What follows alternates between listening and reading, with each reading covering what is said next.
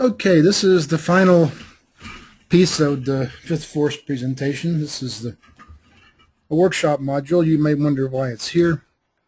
The answer is that if I'm out doing a large group, and I can get 90 minutes with them, or if I can get sometimes say a 1 hour talk and a reception after where they can do some things, I'm interested in leaving people with a completely unforgettable experience. And so I know that any lecture that I make, no matter how skillfully I put it together, is perishable. I mean, people are going to forget what I said, most of it.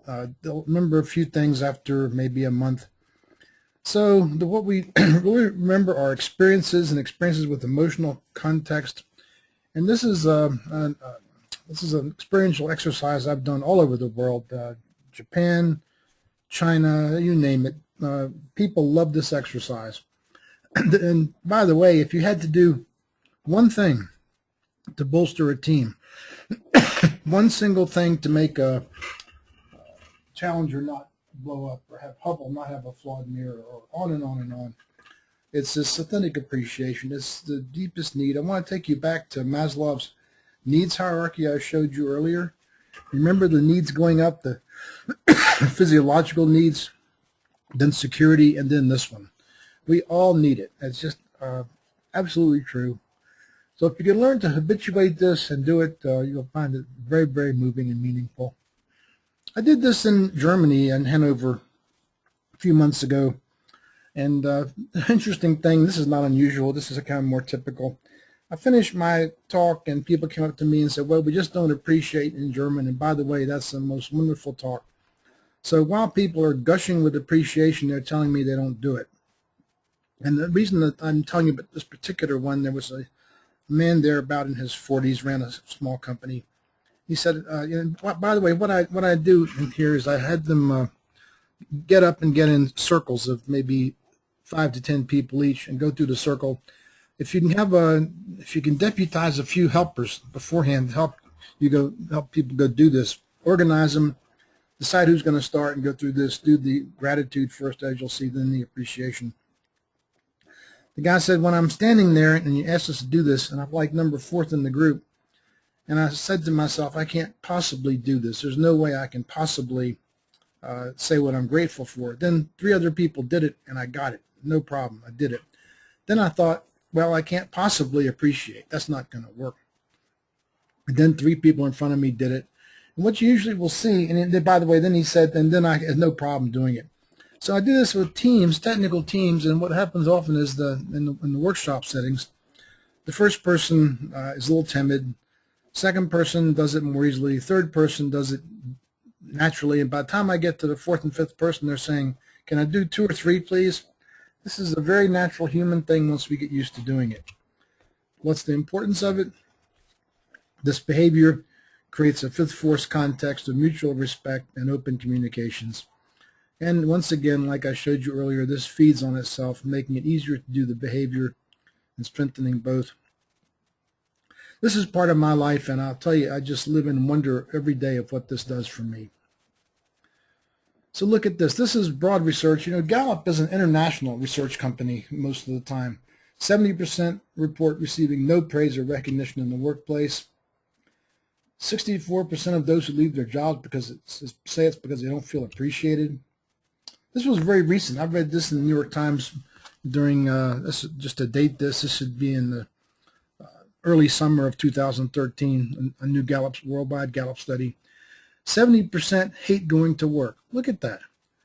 Or mentally checked out, roaming the halls, spreading discontent. I think you probably know this is the 80-20 rule. See if this is true for you. This is true in most businesses, I'm sure. About 20% of the workers are giving all they can. There's nothing you can do to motivate them to do more. Another 20% don't want to give more no matter what you do. The 60% in the middle say they would give more to their work if there were more in it for them. What is the more that they want? Now, bosses typically tell you it's money, and money's, when administered properly, is a good symbol of appreciation, but it's the emotional need in the end. They want to feel appreciated. So people used to say to me, well, Charlie, if I start to express authentic appreciation, will this take more time? My answer is, I don't know if it will or not. Here's what I am pretty sure about. If you make it a habit, you won't experience it as taking more time.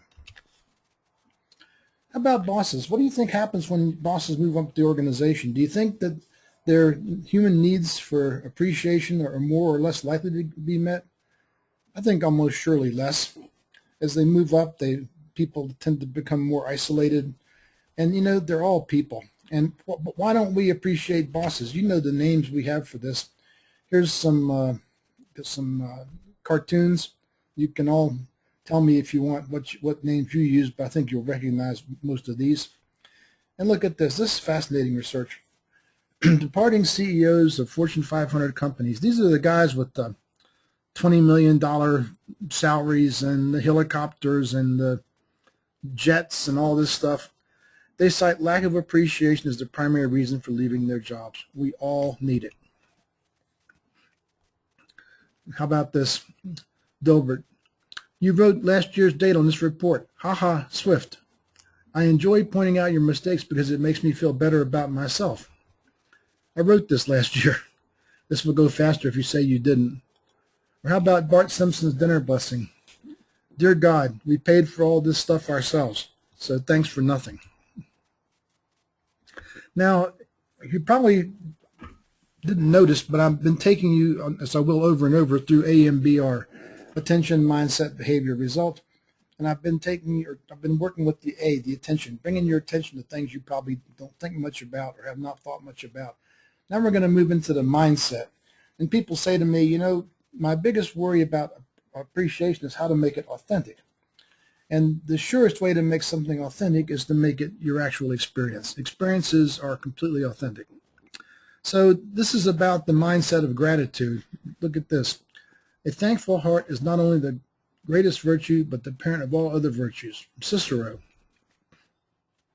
I maintain that thanks are the highest form of thought, and that gratitude is happiness doubled by wonder. Chesterton. Comedian Ben Stein. We are all heirs and heiresses to a society of freedom and plenty that most of us did absolutely nothing to earn. So is it a choice to live in gratitude or not? Can you choose to see the glass half empty or half full? Yes, I absolutely believe we can choose how we want to live. So I work to live in gratitude and abundance, which I won't talk about now, but in the workshops I do. So what we're going to do is help you move this to a really powerful part of your brain. And so when you stand up and speak in, quote, public, you cement an idea much more strongly than when you ruminate about it yourself. So we're going to put you in circles, have you pick who's going to start first.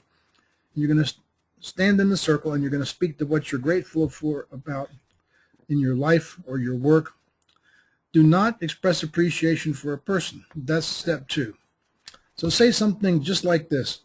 I'm grateful for, and my example is, the opportunity to work with people motivated and dedicated as you, or I'm grateful for my children, family, parents, whatever. Think about what you're grateful for. And by the way, after you go back home, please take 30 minutes, go to a word processor and write this down, and then type it and put it someplace you can find it. Some people put it in their desk drawer. Some people put it right on the wall. I think a really nice idea is to put it on your bedstand, and the last thing you do before you go to sleep at night is to meditate on what you're grateful for in your life. So that's step 1. Now step 2, the expression of appreciation. If the person's in the room, you want to look them in the eye, speak directly to them saying, Junko, I appreciate you for being a delightful person to live with. If they're not present, tell the group what you appreciate about that person, and then later you will finish with, and I'll tell them as soon as I see them. If they're in the room, the process completes when they look you in the eye and say, thank you. So here's the same process summarized. It'll be on the screen for you. Do it exactly like this. And as each person completes their appreciation, let's boost them with a little glad group emotion. Let's do a little applause for them. So here's the standard in our assessments. It's called HAPS. You do it habitually. Habits are our personal bureaucracy. Authentically, which comes naturally if you live in the mindset of gratitude. Promptly, the sooner or better, the better. Appreciate them proportional to their contribution. And then specific, the more specific, the better. So if you want to master appreciation, go ahead and start running IDAs. If you do them just for yourself, get a dashboard and run them for yourself. It's free. And this behavior will gradually become a habit. I think it takes 2 years of IDAs every 4 to 6 months to cement a behavior home. But once you've got it, you'll probably keep it. Now, a friend of mine, FBI agent, went up to the World Trade Center after 9/11. When he came back, I said, you know, Jeff, what did you learn? And he told me this. Many words were spoken into the ears of the dead that they yearned to have heard while they were alive. Let's listen again. Many words were spoken into the ears of the dead that they yearned to have heard while they were alive. So if you're in one of my workshops, I'd give everybody an action item to go and appreciate someone in their life that they care about tonight. It could be by phone if they're not there, or in person. And we would normally ask for reports the next day, people who did this, what happened. It's interesting, the range of things range from, it's so routine that you just didn't even notice anything special, to someone believing that's manipulation for sex. It's just the dynamic range of this depends on how well and how frequently you practice this in the past. So the takeaway slide here is commit to living in gratitude, the mindset, and then develop the habit of expressing authentic appreciation. This feels good. It opens communications, creates high performance. I didn't show you the data here, but in the workshop slides you can see the data. This is a very powerful effect on longevity and health. And you're meeting everyone's need, which doesn't matter whether you're Chinese or German or French or American, whatever. We all need to feel appreciated. So at this point, I'd say get up, form in the circles, decide who goes first, and go do the exercise. Again, this works really well after you finish a formal presentation. And if someone has you're fortunate enough someone has some kind of a wine and cheese or something, do it then, and people will report amazing transformations. That's it for the Fifth Force. Lots of stuff. Hope you enjoyed these videos, and hope they support you in going forward into changing the world yourself. Take care, and thank you for going along with me on this journey. Good day wherever you are.